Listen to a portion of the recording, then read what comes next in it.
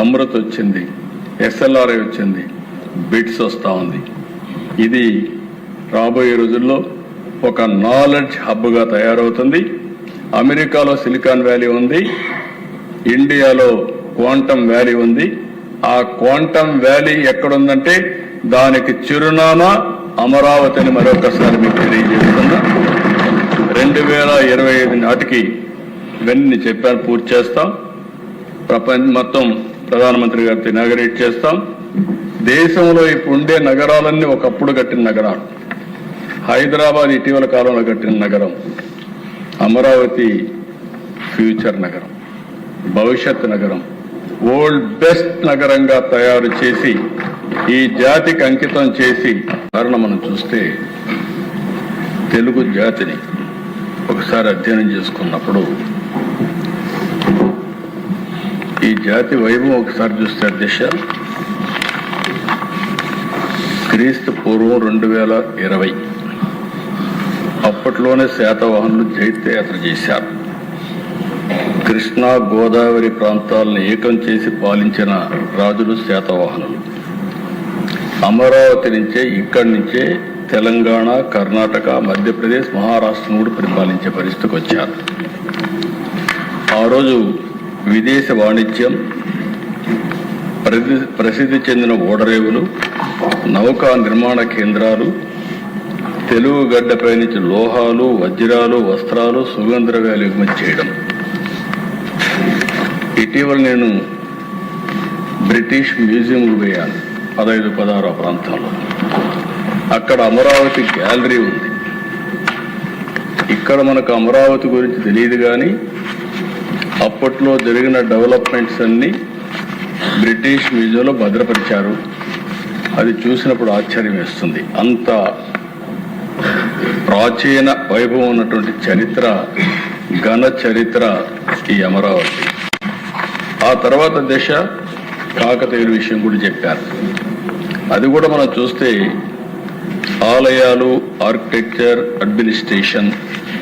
అయితే వరంగల్ రాజధానిగా చేసుకుని పరిపాలించిన ఈ ప్రాంతం అంతా కూడా తెలుగు వారు పరిపాలించిన సందర్భం.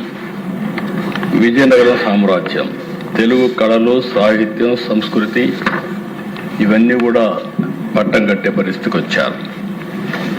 బ్రిటిష్ వాళ్ళు వచ్చిన తర్వాత దశ పరిస్థితులు పూర్తిగా మారాయి. 1573 నుంచి దగ్గర 1773 నుంచి 200 సంవత్సరాలు మెడ్రాస్ ప్రెసిడెన్సీ. అక్కడ తెలుగు జాతి పూర్తిగా మనుగడ కోల్పోయే పరిస్థితి వచ్చింది. తెలుగు వారిని మదరాసిగా పిలిచే పరిస్థితి వచ్చింది. మళ్ళీ నందమూరి తారక రామారావు గారు తెలుగుదేశం పార్టీ పెట్టి ప్రపంచంలో తెలుగువారి ఆత్మ గౌరవాన్ని చాటి చెప్పే పరిస్థితికి వచ్చారు. 73 ఏళ్ల ప్రయాణం దిశ. ఓసారి పొట్టి శ్రీరాములు గారు 58 రోజులు దీక్ష, బలిదానం. ఆయన అమరజీవి ప్రాణ త్యాగంతో బిగినింగ్లో ఎవరు పట్టించుకోకపోతే అక్కడి నుంచి ఆయన బలిదానం చేసిన తర్వాత ప్రజలు గుండెల్లో ఒక పోరాట పటిమ రావడం, రాష్ట్రం మొత్తం రగిలిపోవడం, అక్కడి నుంచి తిరుగుబాటు ప్రారంభిస్తే సాక్షాత్ నెహ్రూ లాంటి వ్యక్తి దిగొచ్చాడు. 1952 డిసెంబర్ 13న రాష్ట్ర ప్రకటన. చాలా మందికి చరిత్ర అర్థం చేసుకోవాల్సిన అవసరం ఉంది. మళ్ళీ ఒకసారి అర్థం చేసుకుని తెలుగు జాతి పడినటువంటి ఇబ్బందులు కానీ, తెలుగు జాతి చూపించినటువంటి అనేక సందర్భాల్లో చొరవ కానీ మనం గుర్తుపెట్టుకోవాల్సిన అవసరం ఉంది. అయితే ఆ దిశ ఒకసారి చరిత్ర చూస్తే 1953 అక్టోబర్ 1వ తేదీన ఆ రోజు విజయవాడకు వచ్చుంటే, ఈ 13 జిల్లాలకు సెంటర్ ప్లేస్ కాబట్టి ఈ 73 సంవత్సరాల్లో ఏ విధంగా ఉండేదో ఒక్కసారి ఊహించుకుంటే కందదు. కానీ ఆ రోజు ఉండే రాజకీయ పరిస్థితులు, ఇక్కడ కమ్యూనిస్టులు ఉన్నారు. కాంగ్రెస్ పార్టీ ఇక్కడ ఇవ్వడం ఇష్టం లేదు. విధిలేని పరిస్థితిలో ఆంధ్రప్రదేశ్ రాష్ట్రాన్ని ఇచ్చారు. విధిలేని పరిస్థితిలో ఆంధ్ర రాష్ట్రాన్ని ఇచ్చారు, కానీ అప్పటికే ఇష్టం లేదు కాబట్టి నేరుగా ట్రాన్సిట్ రాజధానిగా కర్నూలు పెట్టి, మనం అందరం కూడా హైదరాబాద్ పోతున్నాం కానీ తాత్కాలిక రాజధాని కర్నూలులో పెడదామని పెట్టి ముందుకు పోయే పరిస్థితికి వచ్చారు. అంటే అధ్యక్ష, ఆ రోజు కూడా మొదటి భాషా ప్రయుక్త రాష్ట్రం పొట్టి శ్రీరాముల త్యాగ ఫలితం అనేది మనందరం చరిత్రలో గుర్తుపెట్టుకోవాల్సిన అవసరం ఉంది. అంటే తెలుగు వారికి పౌరుషం లేక కాదు, సత్తా లేక కాదు, ఓసారి పోరాడాలనుకుంటే పోరాడే శక్తి ఉంది. అందుకే ఆ రోజు పోరాడిన తర్వాతనే వచ్చాయి. కానీ ఇంకొక పక్కన దిశ, మళ్ళీ తెలుగు వారందరూ ఒకటిగా ఉండాలి. ఎప్పుడూ ఆ ఫీలింగ్ ఉంది. విడిపోయాం, కలిశాం అనేక సందర్భాల్లో. అంటే ఆ రోజు మళ్ళా అందరూ ఒకటిగా ఉండాలని ఆ రోజు చూస్తే హైదరాబాద్ రాష్ట్రంలో ఉండే ముఖ్యమంత్రి రాజీనామా చేసి సమైక్య ఆంధ్రప్రదేశ్ దోహదం చేసే పరిస్థితికి వచ్చారు బొరుగుల రామకృష్ణరావు గారు. అంటే ఆయన రాజీనామా చేసి నీలం సంజీవ్ రెడ్డి గారిని చీఫ్ మినిస్టర్ చేసి ఆంధ్రప్రదేశ్ రాష్ట్రాన్ని ఏర్పాటు చేసుకునే పరిస్థితికి వచ్చారు. అంటే ఇక్కడ మనం గుర్తుపెట్టుకోవాల్సింది, రాజధానులు కోల్పోవడం, విమర్శలు, వివక్షతలు, అవమానాలు అన్ని భరిస్తూ వచ్చాం. ఓసారి అది అయిన తర్వాత మీరు చూసినప్పుడు అధ్యక్ష, 1956 నవంబర్ 1న ఆంధ్రప్రదేశ్ రాష్ట్ర అవతరణ. దీనికి కూడా పెద్ద కాంట్రవర్సీ చేశారు. 53లో మొదటిసారిగా రాష్ట్ర అవతరణ పొట్టి శ్రీరాములు గారి త్యాగం. 56లో నవంబర్ 1న ఆంధ్రప్రదేశ్ రాష్ట్ర అవతరణ. మళ్ళీ 2014 జూన్ 2వ తారీఖున 2 రాష్ట్రాలు విభజన. ఏ రోజు జరపాలి ఆంధ్ర రాష్ట్ర అవతరణ అంటే దీనికి సమాధానం లేకపోతే అందరూ ఇచ్చేస్తామంటే కాదు అని మనం చెప్పే పరిస్థితికి వచ్చాం. అందుకే మొన్న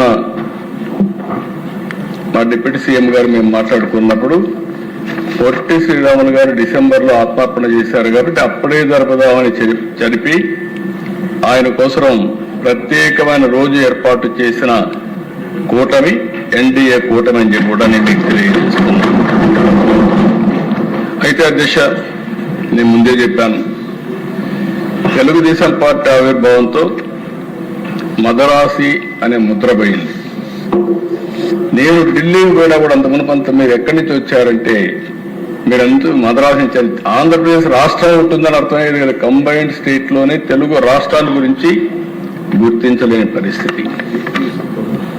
అక్కడి నుంచి ప్రారంభమైన యాత్ర మళ్ళా మీరు చూస్తే ఇప్పుడే డిప్యూటీ సీఎం గారు చెప్పారు, ఎన్టీ రామారావు గారు వచ్చిన తర్వాతనే మొట్టమొదటిసారిగా ఢిల్లీలో తెలుగువారి ఉనికిని గుర్తించడమే కాకుండా ఒక ప్రాంతీయ పార్టీ జాతీయ స్థాయిలో చక్రం తిప్పడమే కాకుండా నేషనల్ ఫ్రంట్ పెట్టి ఎంతో చరిత్ర ఉన్న కాంగ్రెస్ పార్టీని ఓడించి ప్రత్యామ్నాయాన్ని ఏర్పాటు చేసిన మొదటి వ్యక్తి నందమూరి తారక రామారావు.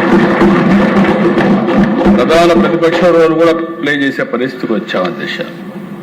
సంక్షేమం నేను అవన్నీ చెప్పడం లేదు అధ్యక్ష. ఇప్పుడు 1995లో నేను మొట్టమొదటిసారిగా ముఖ్యమంత్రి అయ్యాను. అనేక సవాళ్లు, అనేక సమస్యలు వచ్చాయి. ఇప్పుడే మా మిత్రులు చెప్పినట్టు ఎవరు ఊహించలేదు, హైదరాబాదుకు పశ్చిమ వైపు ఉంటుంది సైబరాబాద్. ఎప్పుడు కూడా సిటీ డెవలప్, ఇప్పుడు కూడా చెప్పారు నజీర్ వీళ్ళంతా, సౌత్ ఈస్ట్లో ఎక్కువ పెరుగుతుంది, అదే మరి వెస్ట్లో పెరగదని. ఇది ఆనవాయితీ కూడా, వాస్తు కూడా అని. ఆ రోజు నేను ఆలోచించిన అక్కడ ల్యాండ్ ఎక్కువ ఉందనే ఉద్దేశంతో ఎన్నికపోతే అక్కడి నుంచి పవన్ కళ్యాణ్ గారు చెప్పినట్టు ఏమీ లేని ప్రాంతంలో ఎవరు ఊహించని రోజుల్లో ఐటీ వచ్చింది అధ్యక్ష. అప్పటికి మన అదృష్టం ఏంటంటే, హైదరాబాద్ అదృష్టం ఏంటంటే, హైదరాబాద్గా తెలుగు వారి అదృష్టం. 91లో పివి నరసింహరావు గారు తెలుగు బిడ్డ ఆర్థిక సంస్కరణలు ప్రవేశపెట్టారు. అది ఈ దేశానికి దిశ నిర్దేశించే పరిస్థితికి వచ్చారు. అది అందిపుచ్చుకున్నాం. దానిపైన 2020 విజన్ డాక్యుమెంట్ తయారు చేశాం. ఇంటర్నెట్ రెవల్యూషన్ వచ్చింది. ఆ ఇంటర్నెట్ రెవల్యూషన్